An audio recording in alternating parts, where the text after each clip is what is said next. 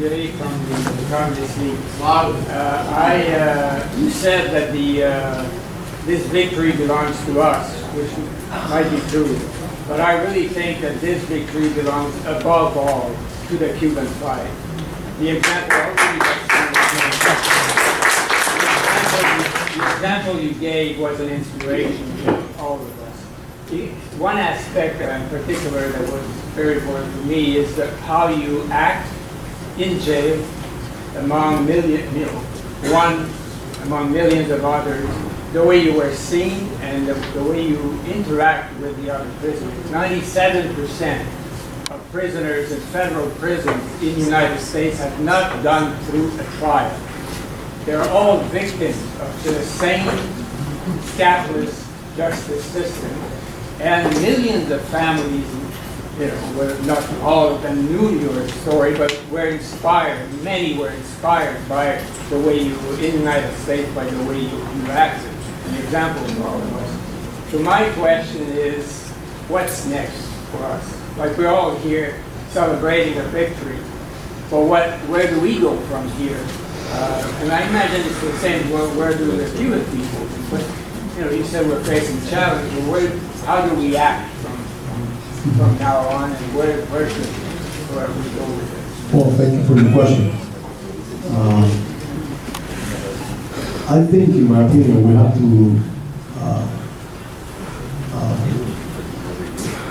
use that wealth of experience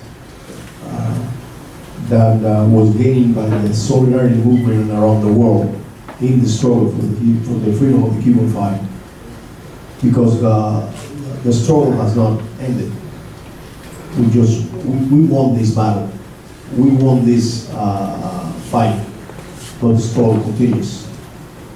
And things have changed since December 17th. The Cuban government and the United States government are sitting at a table and talking. It's a process. It's a long process that we all hope that is successful. But the fact is that, in spite of all those conversations, the blockade remains in full force. The naval base in Guantanamo is still illegally occupied by the U.S. government.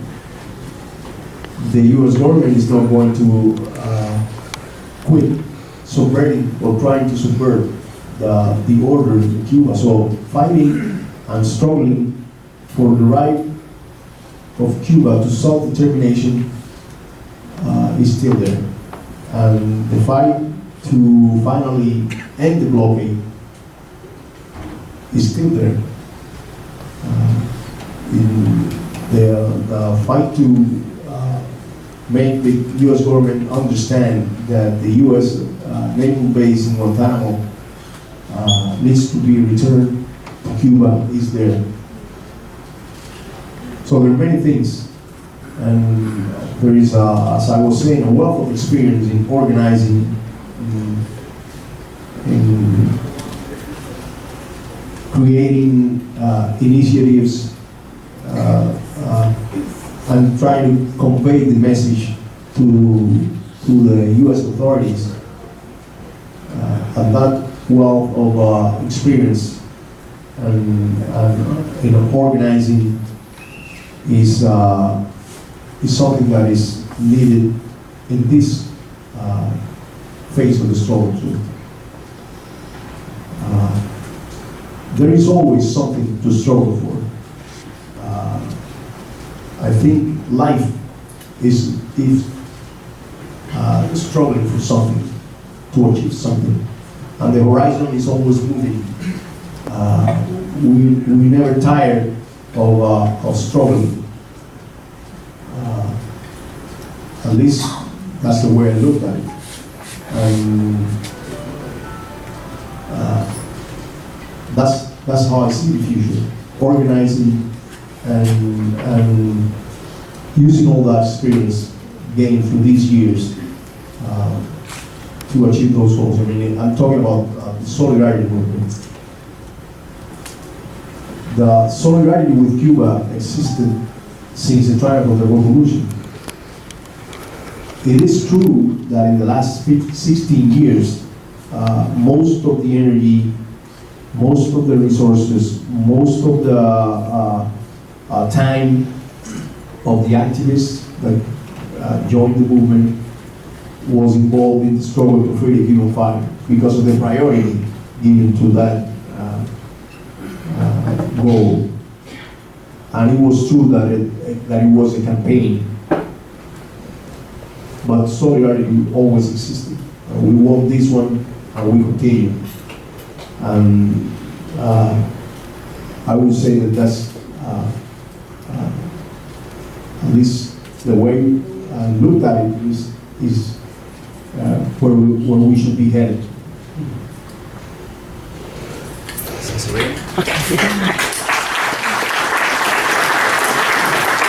Hi, Fernando. I'm Sabrina from torontoforumoncuba.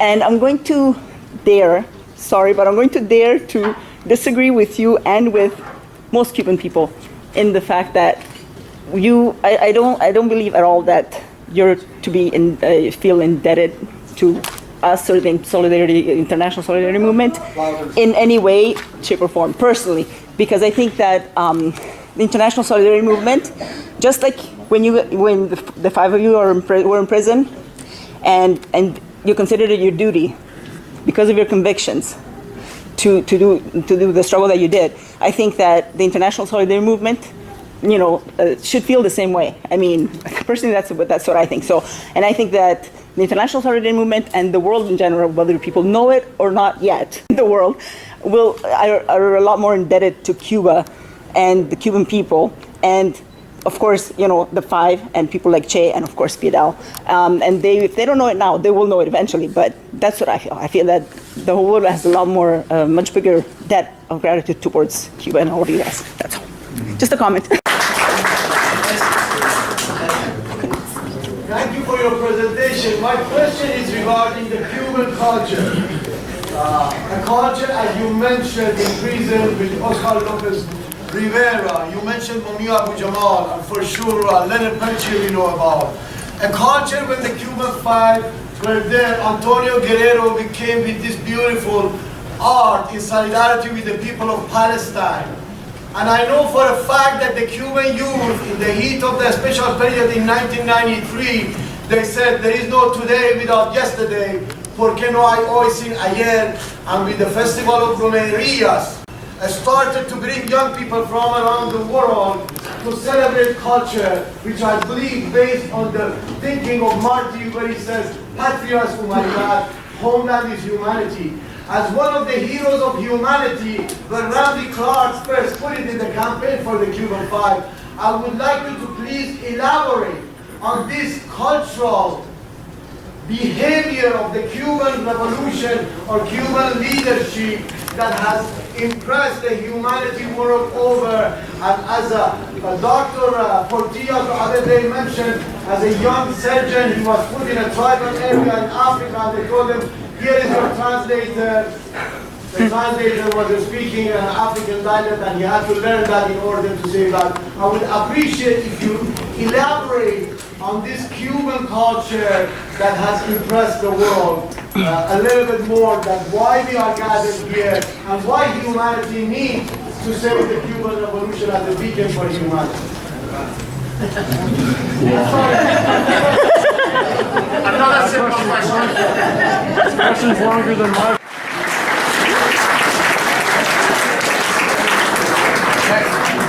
Well, I think Cubans are as a culture, we're always very solidarious with each other, and with you mentioned Jose Marti back in the 19th century, and he was already saying that homeland was humanity.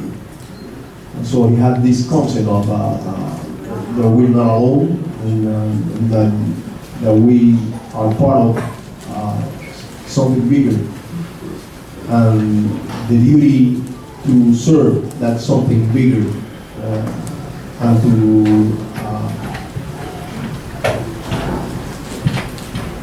work towards the well-being of that bigger thing that is not just one individual or even one country. But we lived in a system that tended to suppress those kinds of values instead of stimulating those kinds of values. And it's only the Cuban Revolution and the transformation of our society into a socialist society that allows for those values to become prominent, to become something that is considered paramount, that is they give us that sense really of making concrete what Martí had said back in the 19th century, and allowing us to, for the first time, work towards that. And that's what the doctor was expressing. And we talk about the Cuban doctors and Cuban health workers going around the world, but Cuba has always been solidarious in not only with the doctors, but we went to Africa and contributed to the African, to the independence of Namibia.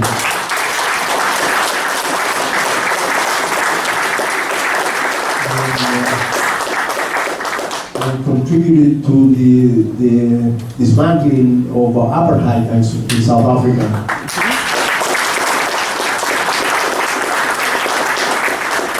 We were there for 14 years. Small country.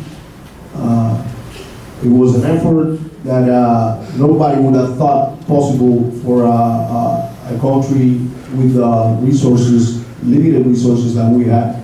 A country threatened by the most powerful government of the world, the most powerful empire in history. And there were times in the early 80s or the late 70s in which the government of the United States offered Cuba the possibility of talks to apparently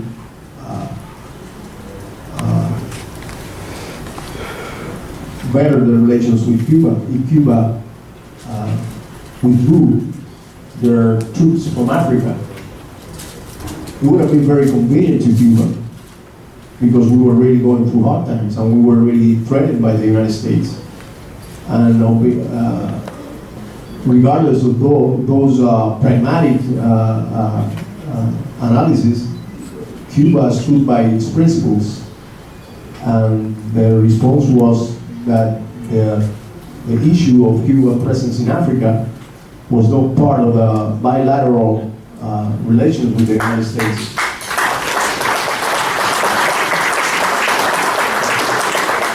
And,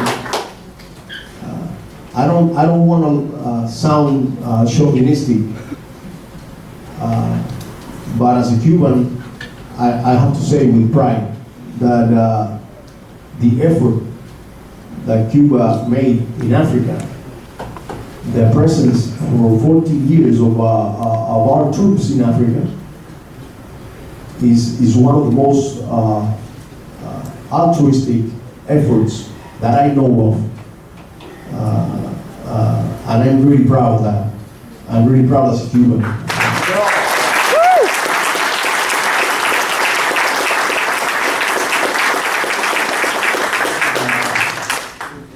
So it's embedded in our culture. It's embedded in what we Cuban think we are, or believe we are, or what we want to be.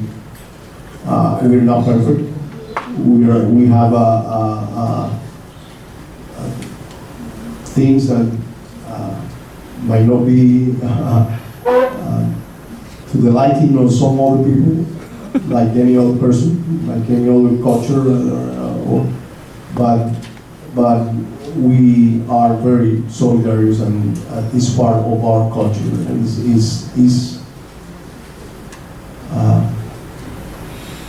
I think it's something that we will never surrender. The ability, the capacity to be solidarious. And since December 17, as soon as the December 17 announcements were made, immediately some press releases from the Western press started to write about some kind of division or some kind of interpretation that Cuba would abandon its friends, like example Venezuela. And if the thinking of the U.S. government was that Cuba would do something like that, it really hasn't learned the lesson. And we're never going to abandon our friends, and we're never going to abandon who have stood for us. The same way that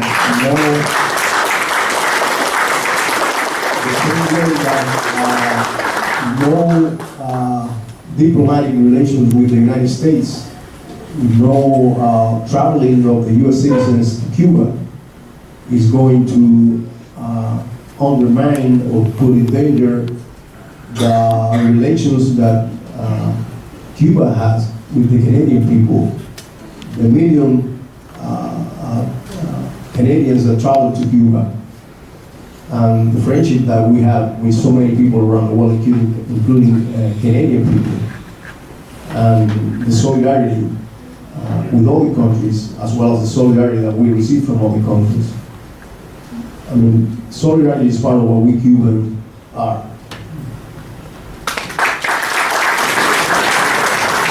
Isaac, you had a question as well? Yeah, but he answered my question. My question was going to be about the significance of Cuba's role in Africa. But I'll take this opportunity to make an announcement. Microphone.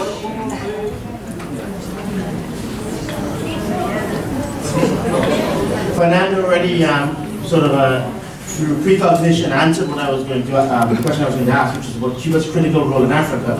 But I'll take this, in the Southern African liberation struggles, but I'll take this moment to make an announcement. This year, among many things, will represent the 40th anniversary of Operation Carlotta, which is the beginning of Cuba's mission in Southern Africa. I think it will be very important for us to mark that, simply because it represents one of the greatest examples, as Fernando pointed out, of solidarity, of Cuba extending this concept that homeland is humanity. So to mark that occasion, we are going to be organizing an event here in Toronto and possibly having on tour one of the Cubans who participated in those struggles. Cuba played a very important role, and none other than Nelson Mandela said that the Cuban internationalists have made a contribution to African liberation and independence unparalleled for its selflessness and disinterested character. And Fernando represents this profound solidarity, this profound selflessness, this profound commitment to create a better world, this profound commitment to make a world fit for human beings. And so, to echo what everybody has said, it's an honor to have you in our midst. And when we commemorate and mark Cuba's incredible contribution to ending apartheid, to defeating the racist state of South Africa, I think we'll once again see how critical it is to defend the Cuban Revolution and a better world. This dream that we all have, that this better world is not only a dream, it is possible, and as one person said, it is necessary and will become a reality.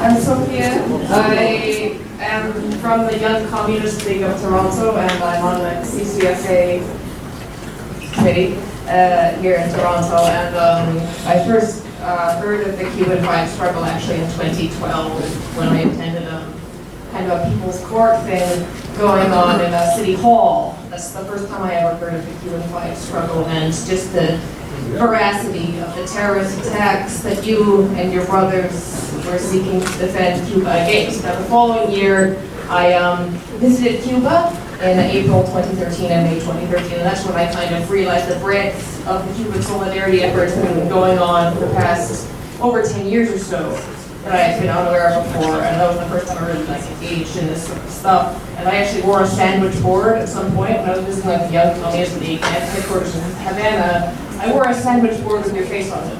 Anyways, as I was saying, so I was wondering, this is kind of maybe a more lighthearted question, similar question on the last one, so a little bit personal. When you were in jail, I mean, I know you got letters from like Cubans and stuff and people who admired you, but did you understand, did you know at that time, like the sheer breadth of like the solidarity efforts that were being made in like in Vancouver, for example, or maybe here around the world to get you free? And yeah, did you know how big it was, or when you got free, was it just like, did you suddenly like realize just how much work had been going on to bring that end forth? Thank you.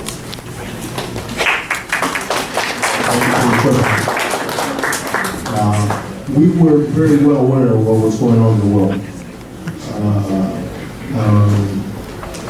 It was a source of inspiration for us. It was a source of energy for the resistance. It was an element that added to our certainty that someday we were going to be victorious. And it was something also that it really humbled me. Because, I mean, I grew up in Cuba as a revolutionary, and I found it natural to be a revolutionary. I grew up in those circumstances and in that environment. The nature of my activities didn't put me in contact with people struggling in the streets. It was not the nature of the activities that I was involved with. And being in touch and knowing about the struggle to free the Cuban Five made me aware of how strong the struggle was, not only for the Cuban Five, but for so many other social issues and ideals throughout the world. I was actually in Cuba at the time when Fernando González was freed. I remember hearing the announcement one morning. That was quite something, because we had just been talking and talking over and over about like, we're gonna go and get the Cuban Five free, and then one day we wake up and like our organizer sitting over there comes and says to us, well, Fernando González has just been freed, good news everyone. And I'm like, oh. And now, after all this like talk and the events I've gone to, now I'm looking at you right here, and all the Cuban Five are free. That's quite amazing, isn't it? It is amazing.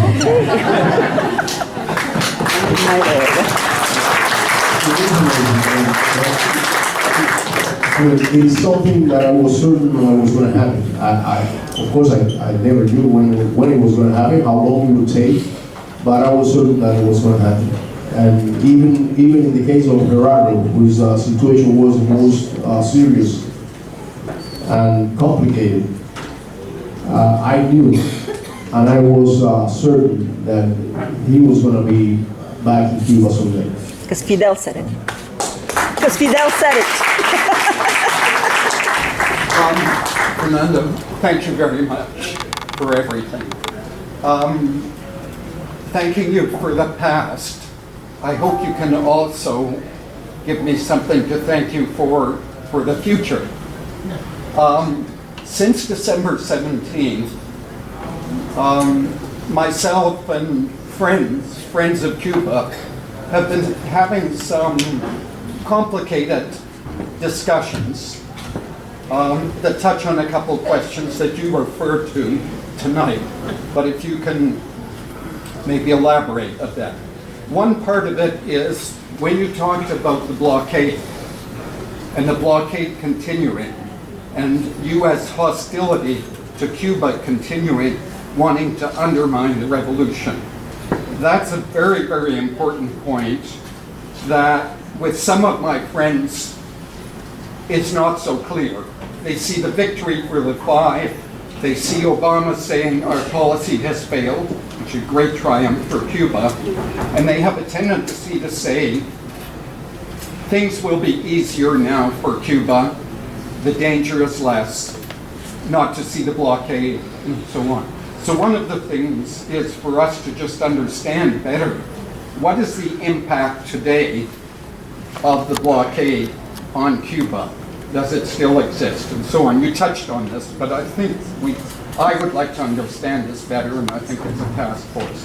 The other thing, which I'm having a bigger discussion with my friends, is how the attacks on Venezuela, they have the impression the U.S. Barack Obama wants to be friends with Cuba, but he's out to overthrow the Venezuelan government. That half of it is true. What I'm trying to explain to them, but I think you could explain better, is the attack on Venezuela is also an attack on Cuba. And that if Venezuela is overthrown or thrown into chaos, that too will be a crisis for Cuba. The old divide and conquer strategy. So I think it would help tonight if you could say a little bit more about what Venezuela represents for Cuba and this new form of the divide and rule. Thank you. Well, I say that the blockade impacts at all levels of society and life in Cuba. And it's not only what we lack in Cuba that is important. I mean, you have hospitals in which there are essential elements that are missing, or we don't have, because they are produced or they are sold by American companies, only by American companies.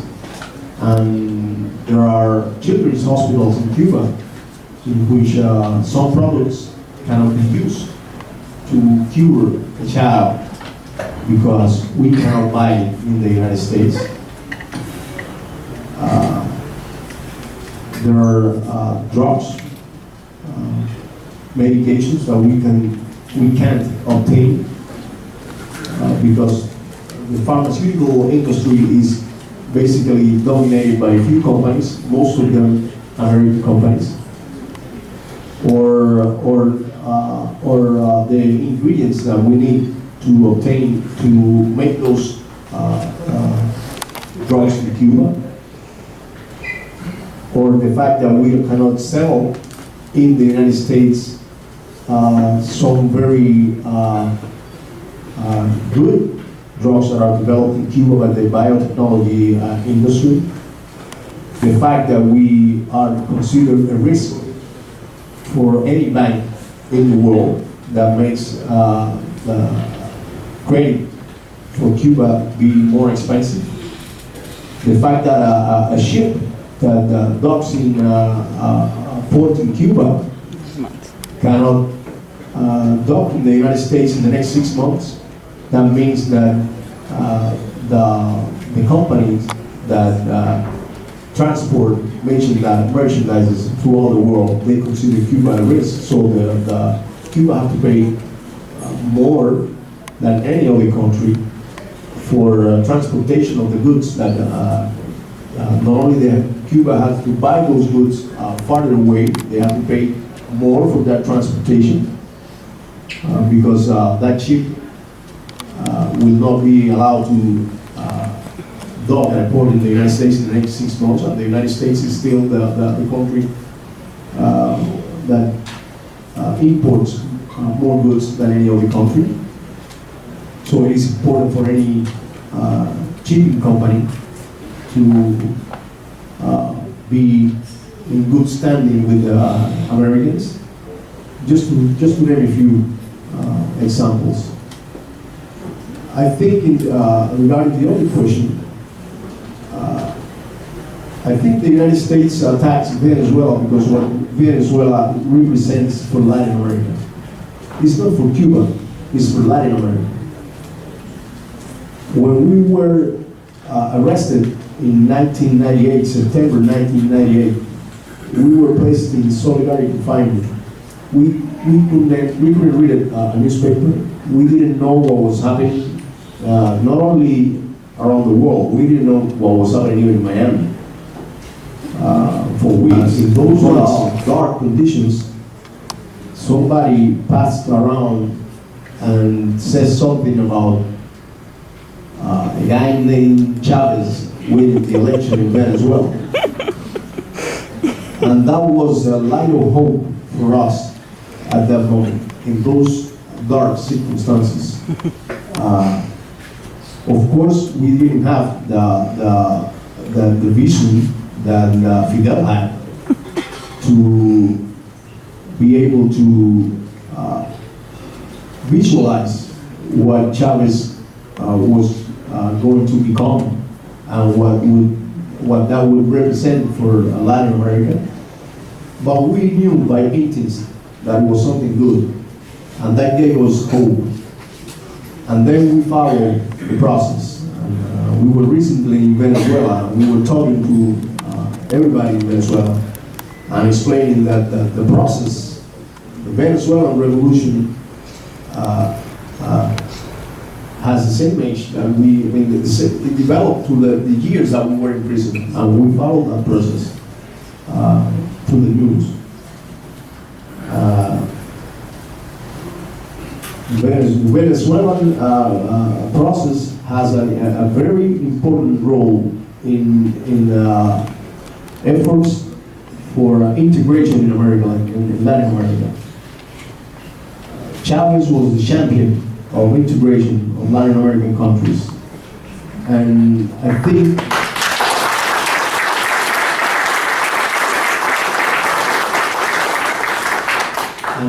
after Chavez won the election and the Bolivarian Revolution started to develop and bring about the changes in Venezuela that we all know about, and the hope for the Venezuelan people and for Latin America, then it came Evo Morales, then came Daniel Ortega, then came Correa, then came Kirchner, then came Lula, and all the movement that we have seen in Latin America in the last 15, 20 years. And I think that what the American government is trying to do is trying to head off that process, trying to undermine the Bolivarian Revolution, because they believe that if they are able to achieve that goal, all what we gain in Latin America will start to go back. So it's not what Venezuela represents for Cuba, it's what Venezuela represents for Latin America and for the world. It's a home.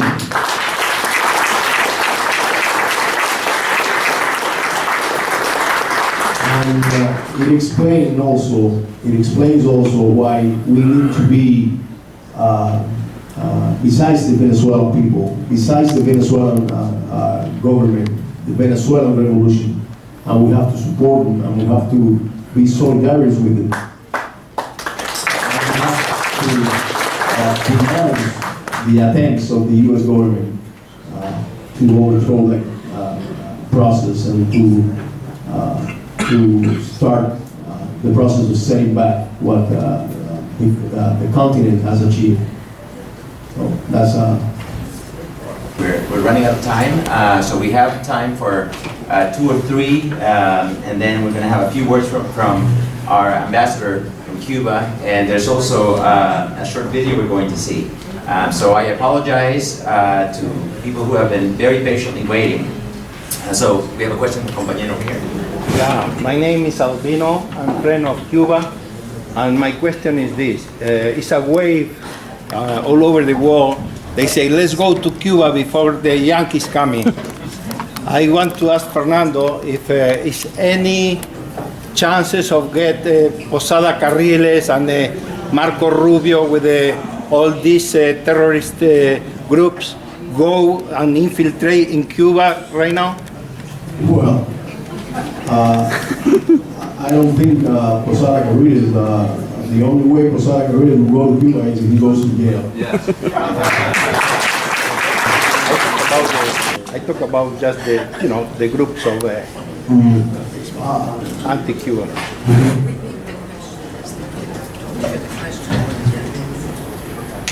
Right, okay.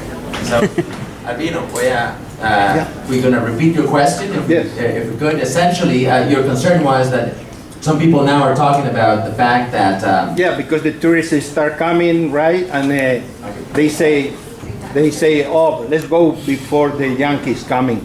Well, but the fact that the American people, well, first of all, the U.S. government would have to change these regulations and allow the U.S.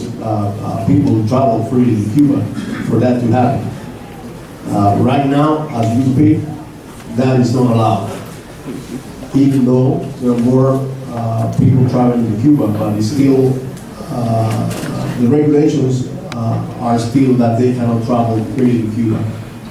And the Cuban government has regulations too, and I'm sure that people that have been linked to violent attacks against Cuba, I would say, I mean, I'm not involved with the regulations. I'm not the one that made the regulation, or I'm not involved with the agencies in Cuba that have to do with those issues. But as a Cuban, I would say that is, I'm sure that the Cuban government is going to be very alert and watchful of those individuals, and I'm sure that there are people that will never be allowed in Cuba because of the history of violence against the country. And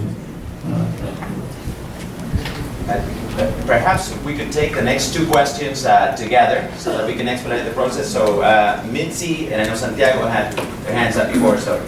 Yeah, my one is a very little, just to say thank you so much. My name is Santiago Escobar on behalf of the Alianza País. I'm the director of the Alianza País de Ecuador. We have party. Now we have here the possibility to vote and elect members of the parliament. So we have also an organization here, a chapter here. So just to say on behalf of most of the Ecuadorian people, which is the majority of the people who is currently supporting Correa, we would like to thank you for all your example, for all your legacy.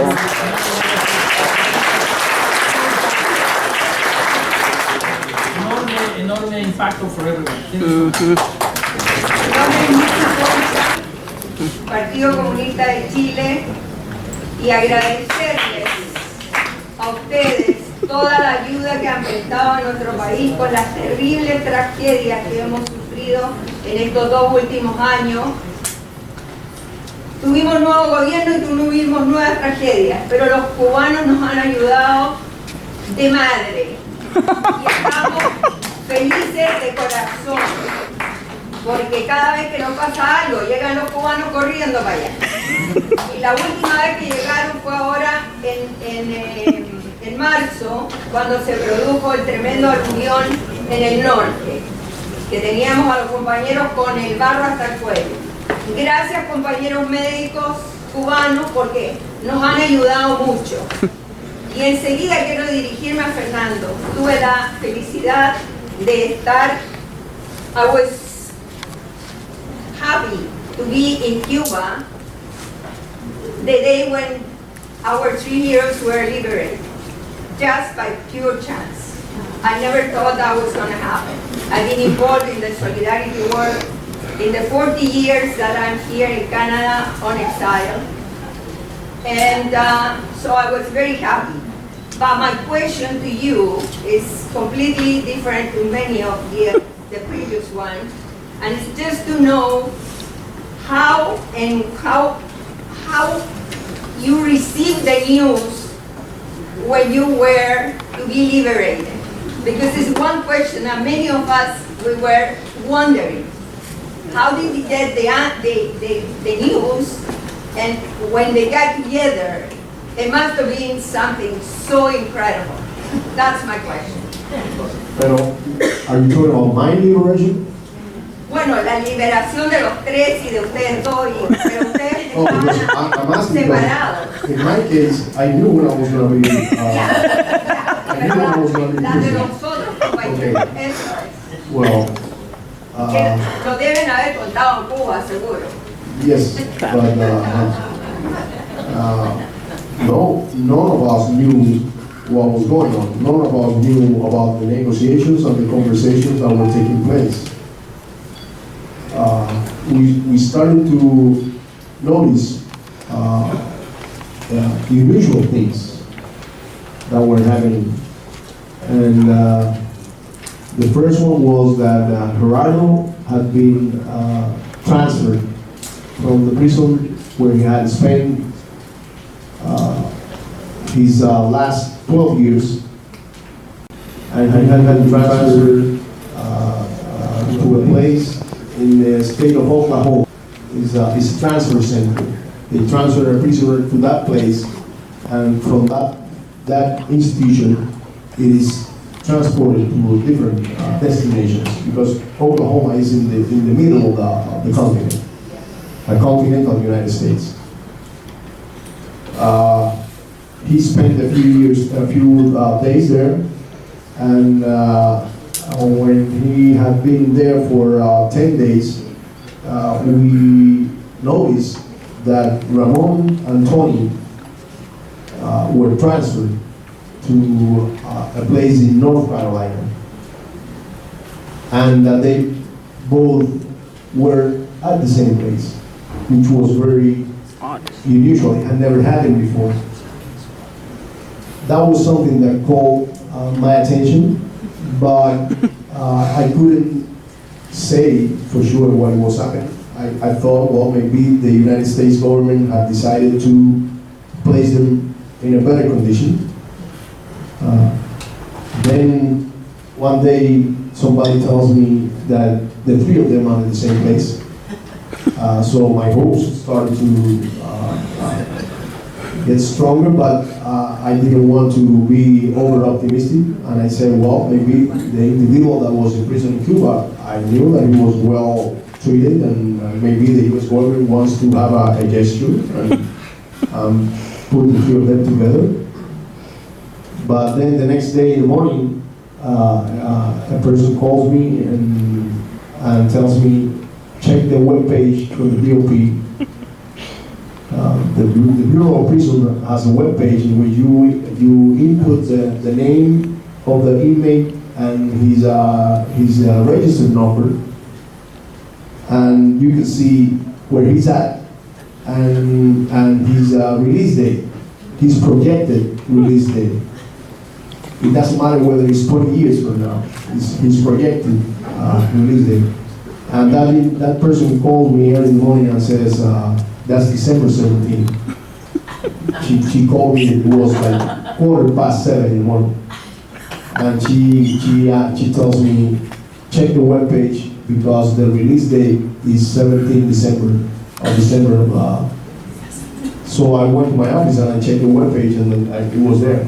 I mean, release date 17th of December. I looked at the first one and I said, well, maybe this is a mistake. But then I checked the other two. The three of them had the same release date, December 17th.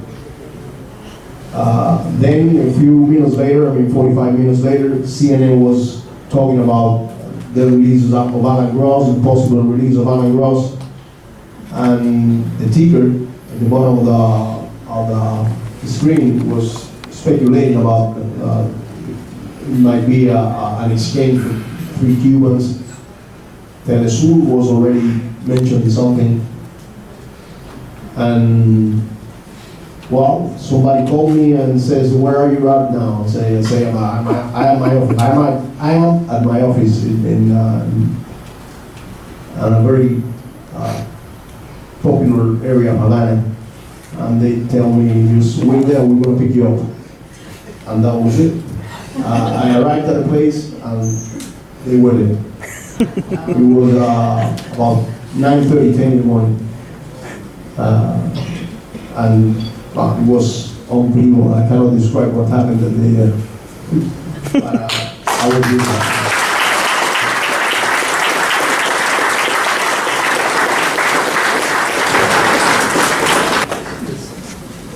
Now we're going to turn it over to our brother, the ambassador of Cuba.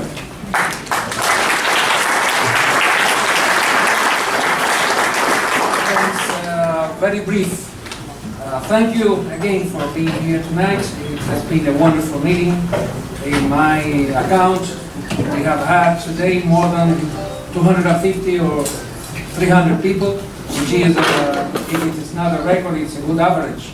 And the situation, I think, was worthwhile to have you all here, the presence of our hero and your hero.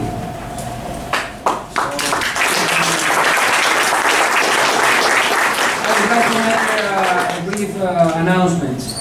We, in this day of the CNC and even here, we have been asking, or we have been asked, what is next? What are we going to do?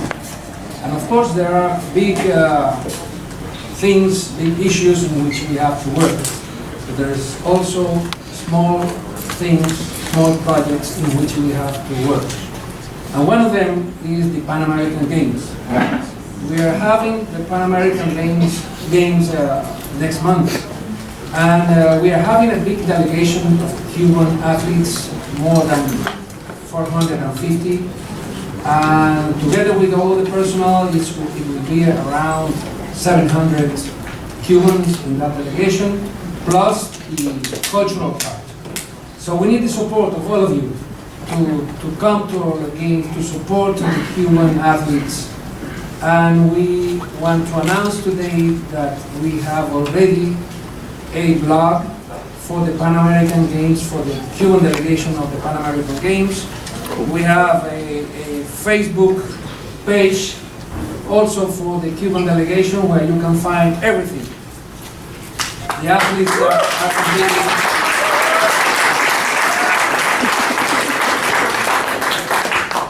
We are also having a Twitter. This is going to be launched next week, not today, but next week. Go where to support the Cuban delegation, and this is a concrete issue that we can present to you today. You can see this. The blog will be CubaPanam 2015.ca. The Facebook page, Cuba at the 2015 Pan American Games. And the Twitter hashtag CubaPanam 2015.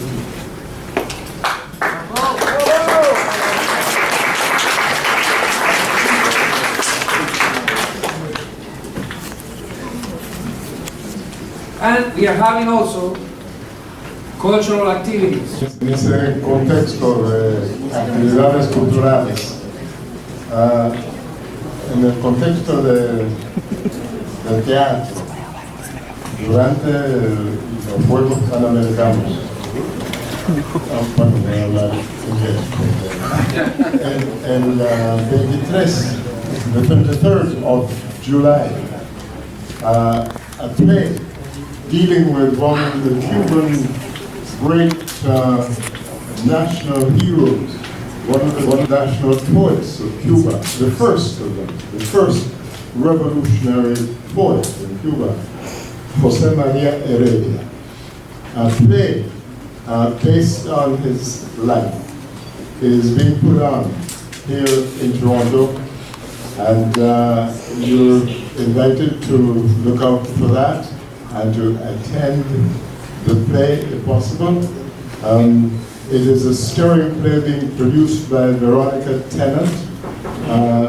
She says that she was inspired to do the work by a book that I wrote about José María Heredia and Niagara Falls. Pardon? Well, of course, that work is the focus, the center of everything. The tremendous poem that Jose Maria Heredia wrote about Niagara Falls. But she's really put together a very first-rate work. It'd be worth seeing. And we expect that that work afterwards is going to go to Cuba. She was in Cuba last week talking about the possibilities, and I'm sure they're going to be realized, of the play being put on in different parts of Cuba, certainly in Santiago de Cuba, where he was born, and certainly in Havana, where he lived for time, and in Matanzas, where he spent a great deal of his life. Not a great deal of life, because he couldn't live in Cuba, because he was a revolutionary, wanting the independence of Cuba. And so, but Matanzas was where his family lived. And so, she's done a tremendous job. So look out for the details, and I think you'll be very pleased with the production that Veronica Tennant has done.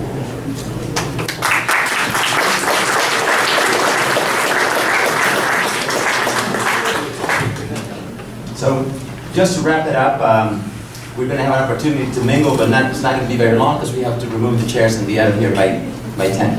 So, one important word that has been said and has been echoed in this room, and in fact it's a word that we've heard from the Five since they've been released, and that's gracias. You know, from the Five to all of us, they say gracias. However, you know, what we are hearing, what we have felt is how much indebted we all are. That's right. How indebted Toronto, Vancouver, Canada, Latin America, the world is to the Five for keeping alive, for strengthening that flame of hope, for inspiring us, to the Five, to the Cuban doctors, to Fidel, to the people of Cuba, we say gracias. Muchas gracias.